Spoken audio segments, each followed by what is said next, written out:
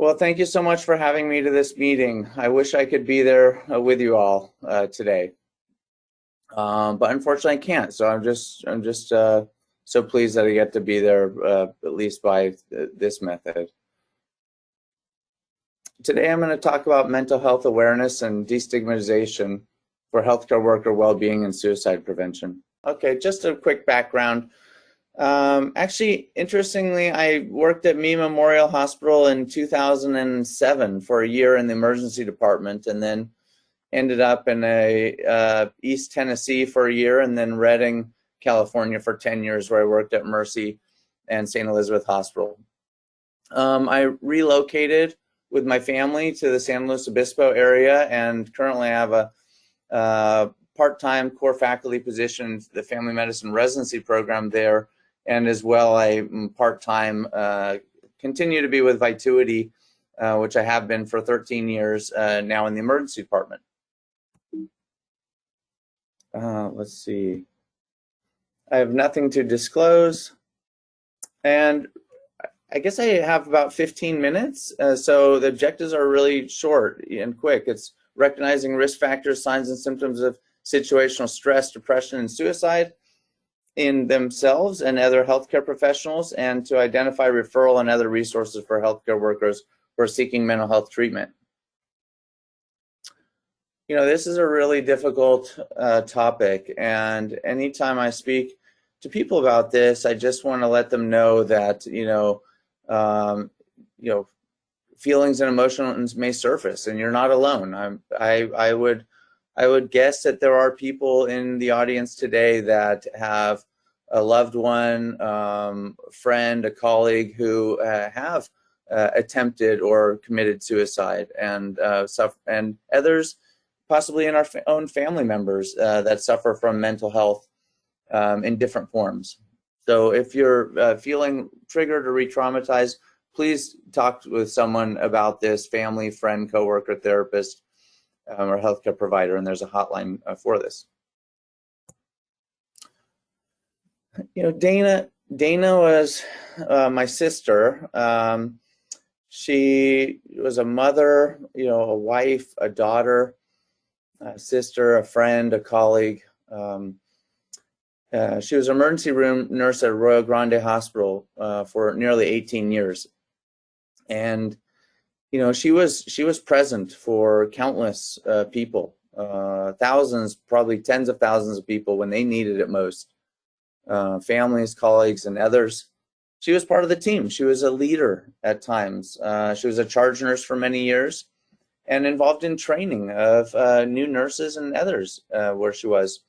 And this was just an article that was written about Dana about almost a decade ago, but in the local paper, about her answering the call for what she was doing. And really, Dana wouldn't have taken any credit for that. Dana would have said, I'm just doing my job.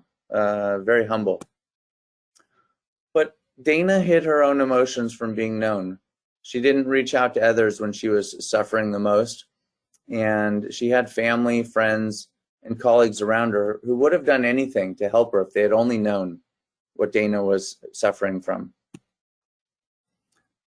She wasn't diagnosed or receiving any professional mental health care or therapy. There were likely months, if not years, when Dana had undiagnosed depression and suicidal thoughts. And Dana was likely feeling too ashamed to reach out for help, like so many others when they're suffering. And Dana committed suicide in late November 2018. This was a week after her family, including myself, spent a week with her over Thanksgiving, and we had no thoughts or any idea that anything like this could happen.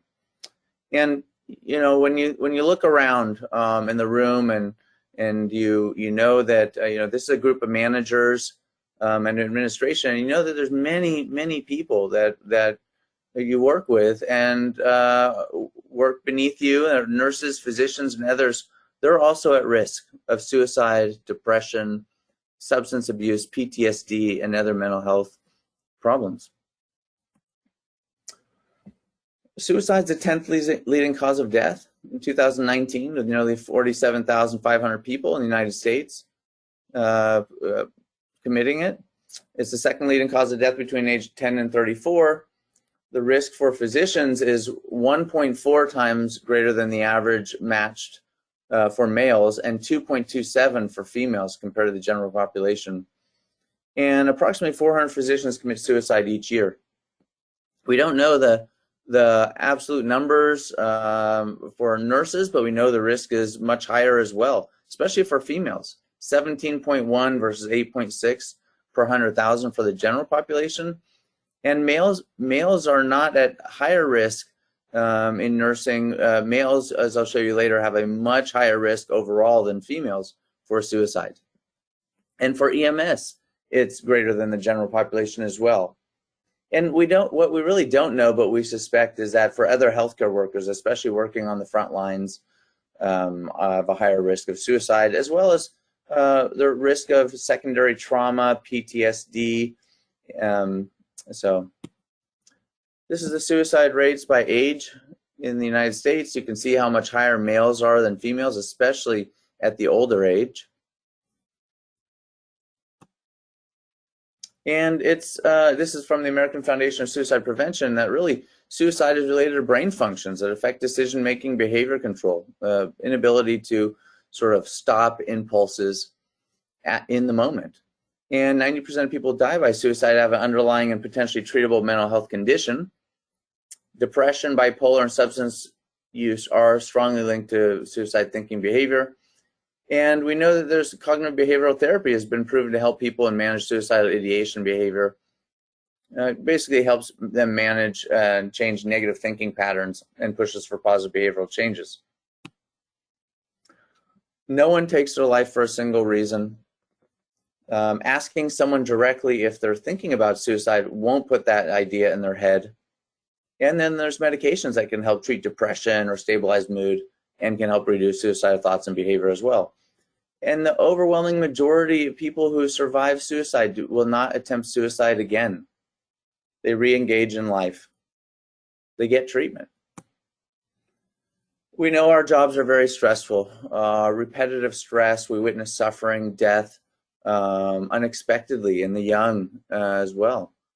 Sleep deprivation is something that's is just really part of the culture, acute and chronic. We work long shifts or clustered together.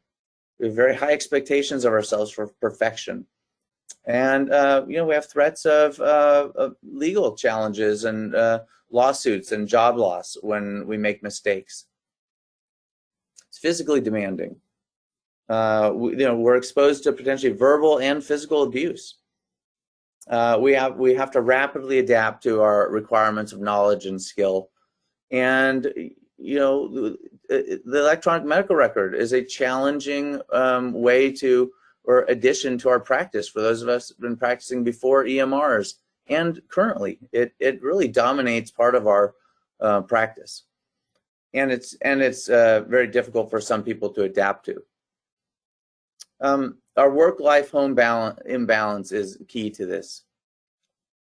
Just briefly about burnout. I mean, you think to yourself, do you know anybody with burnout? I went through multiple episodes of burnout in my 10 years of practicing emergency medicine and a level 2 trauma center. And I know many people that experience it as well.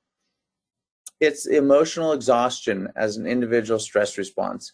Just think of cynicism and depersonalization and negative reaction for work. It's often people are counting their job by numbers or just getting through this patient, treating them as a number. Professional inefficiency with a negative evaluation of self and other personal accomplishments or the results.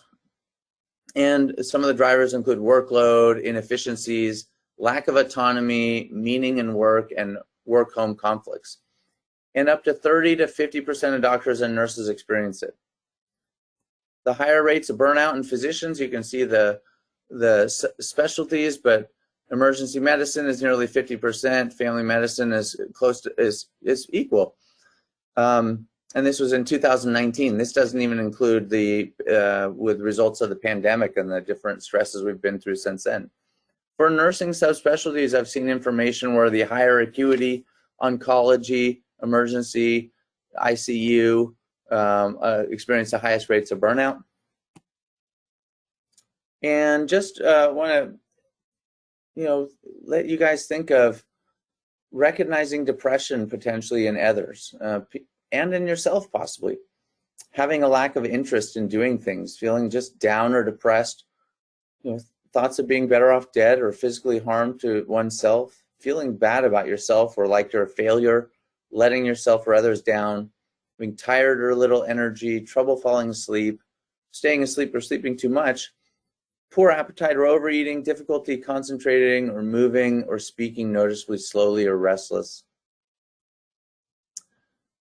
Other things to be aware of are people that are withdrawing or isolating themselves, extreme mood swings, reckless behavior, talking or other kind of writing or posting on social media about these symptoms or wanting to die even, talking or feeling hopeless, talking about feeling trapped or in unbearable pain, ruminating with bad thoughts, can't get this out of their head, stuck, being stuck, acting anxious or agitated.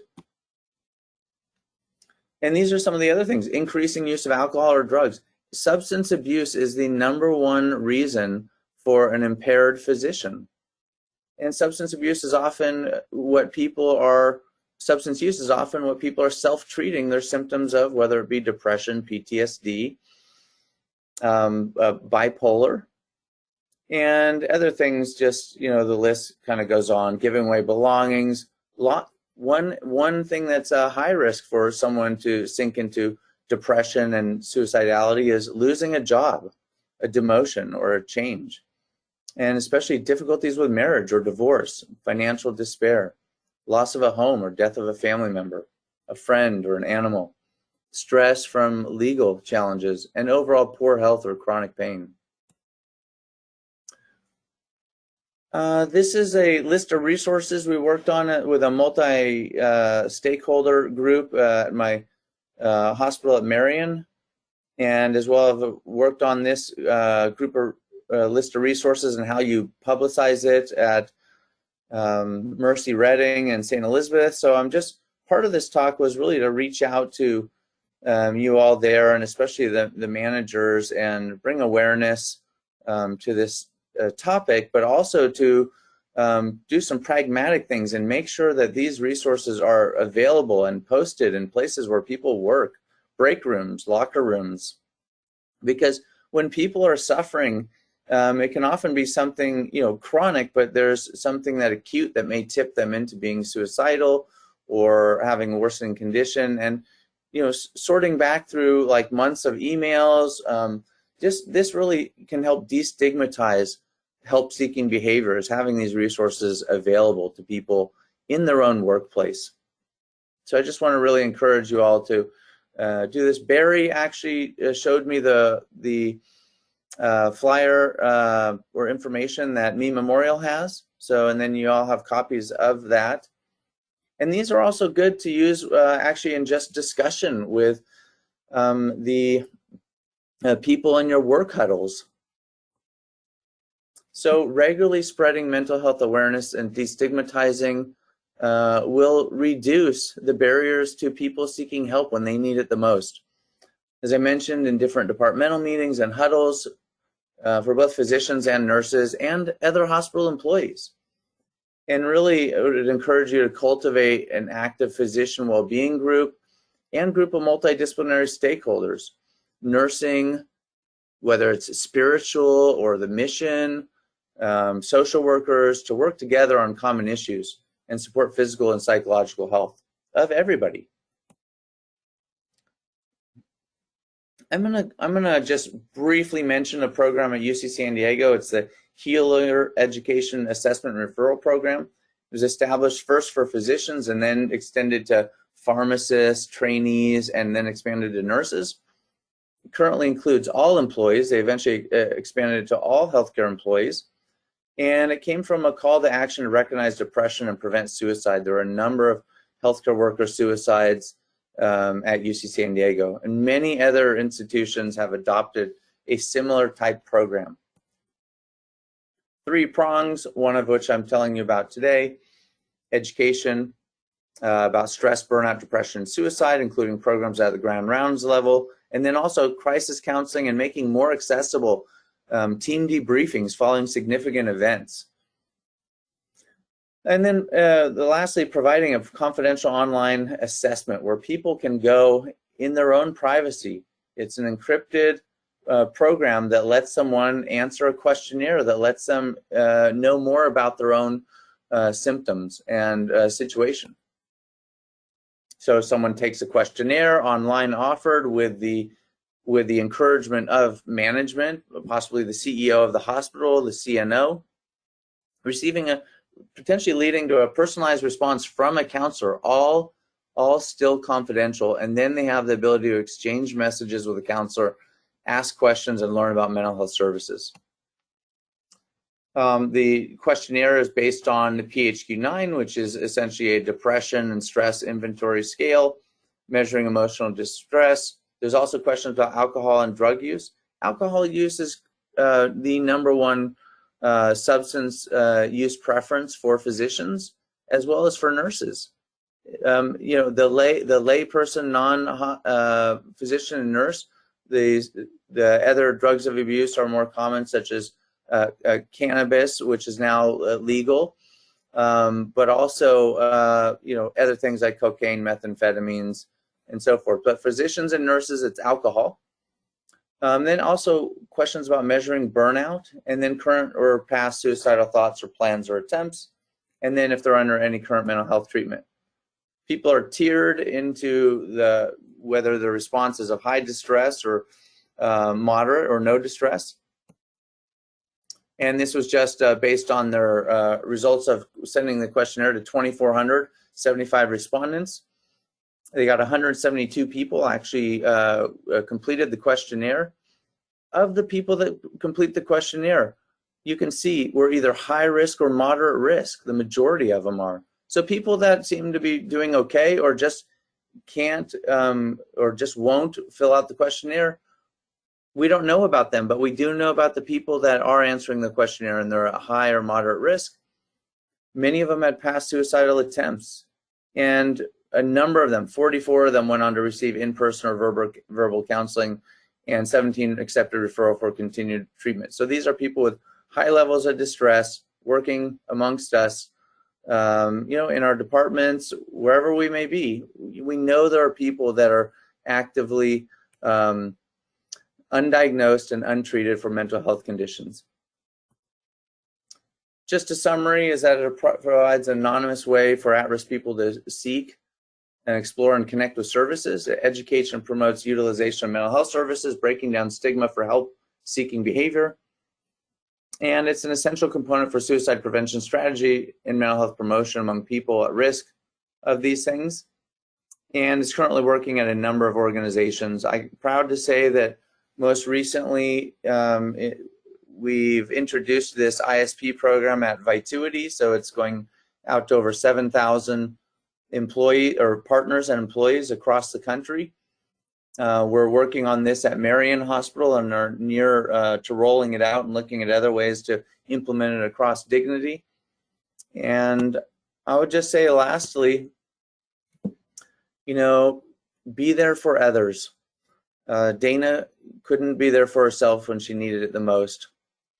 I know the signs and symptoms of depression, risk for suicide. Continue in your jobs to be leaders and break down the stigma of mental health illness and reinforce help-seeking behaviors for each other. Make resources available and visible for people suffering from mental health.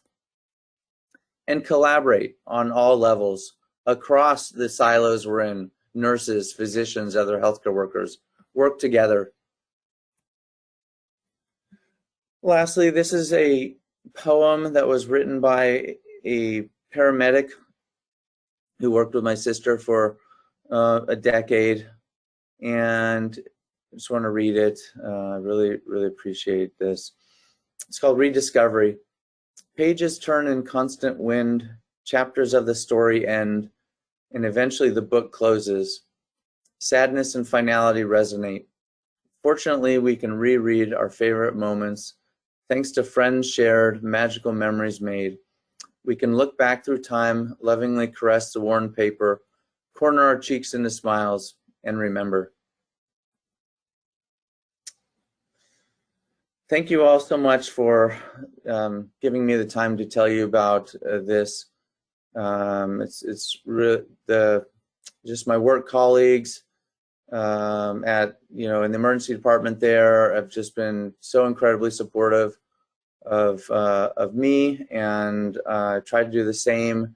And I just wanted to make sure that I was able to share this story of my family, my sister, her community, her other nurses, and our loss of Dana, and to really just tell you all about how important it is of a topic and that we need to just continue to address. Thank you very much. Thanks, Thank Dr. you. Rawlings. Thank you, Dr. Rawlings. Thank you very much. You're welcome. I do want to just get back to the camera so I can see you and say goodbye. We're trying. We'll try. If you stop, I'm sitting here in a room by myself staring at a screen. It's just kind of weird, but thank you all again.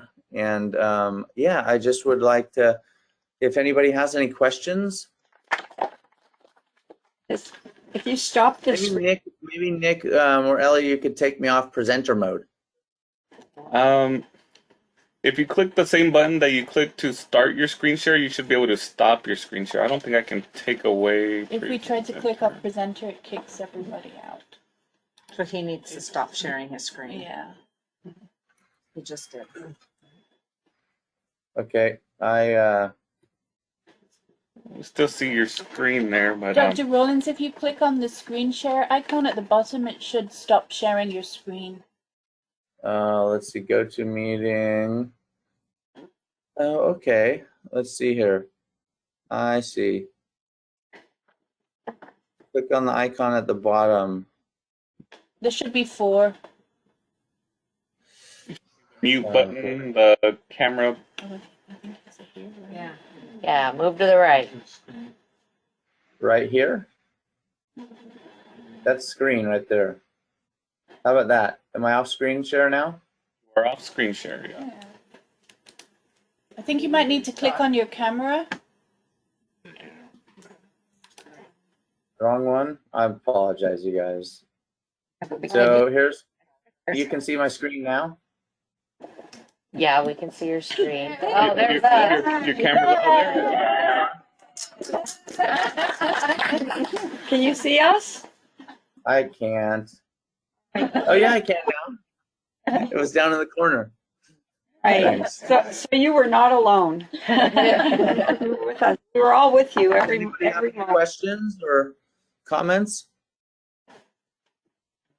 No, thank you so much. It's really a powerful story for you to share, and we really appreciate it, and having the time to think about it this morning. And, and I know it's really important. Of course, it's important personally to you, but you've taken it to another level, and that speaks volumes for you, and we appreciate it. Thank you so much. Thank you all for your leadership too. I have a Thanks. question. So All right. Yeah. you talked about depression. Sometimes somebody acts completely normal all the time, and you can even ask them some of those questions, but deep down they have these feelings. So how do you, they sometimes don't have those symptoms. They're not withdrawn. They're acting normal, and then something happens. So how else would you know? Because sometimes they don't have irritability. They're not sleeping all day. They're functioning. They're acting normal every single day, yet deep down they have these suicidal tendencies or depression. But you can ask them if they have suicidal thoughts and they'll say no, but then something happens. And then you figure, what did you do wrong? What could you? Doctors and nurses are especially good at hiding shame. And there's a special stigma in healthcare. We see the people that are put on mental health holds. We have this culture that we're tough. It's not the situation. It's I need to work harder. Or I need less sleep, or I can get through this. And it's this. Only half of doctors even have primary care physicians. I don't know about nurses, but it's this reluctance to actually reach out. when someone's suffering, and but you're right. Some people, we just will never know. But there's many others. I think that we will, if we just open up with change our culture a bit towards it's okay. So people know it's okay to seek help. It's okay to feel this way. And if we talk about that in the workplace, that it's okay to be feeling this way, but there's ways that you can get help. And there may be some things that people notice subtly about how someone may be acting at work, or less empathetic, or more cynical, or, there's more like burnout symptoms. Burnout is sort of a chronic, intermittent, fluctuating thing. People often change a little bit of their routine to help with their burnout, take time off, work less shifts, shift out of that position. And burnout can actually drive people that have that genetic and psychosocial behavioral history that makes them susceptible to depression. So episodes of burnout can get people into depression. So I guess it's just being aware, and not being reluctant or afraid to ask someone how they're doing. No, really, how are you doing? I've noticed that we've all been going through a lot, and I have symptoms myself of having difficulty during this time, but I've noticed that you may be too. Are you doing okay? There's a lot of different things to follow up on this with, like, kind of role play of, like, how do you talk to somebody? But the key is just talking to somebody and opening up, and listening initially, and then being concerned. And I think we all are. It's just it's not really in our culture to reach out to the person next to us. So hope I answered your question. Sharon, that I think one of the things that I'm seeing is, people, I appreciate you bringing this to everyone's attention, because I think for somebody to feel, when you talk about mental health, some people are embarrassed because they think you're crazy or something, so I think letting people know that it's okay to feel this way, it's normal to feel this way, it's nothing to be ashamed of, it happens to the best of, actors, actresses, and all these other things, that it's not a sign of weakness per se, because I think there's been a stigma around just mental health because people associated that with being insane or something. So Yes. I agree with this completely. Thank you.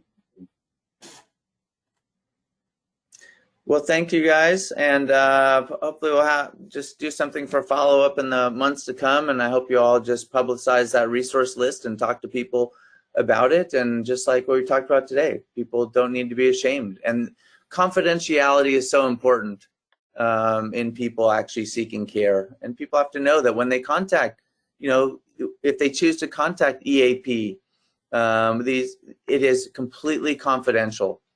And some people don't know that it really is, but we keep on driving that message as well too.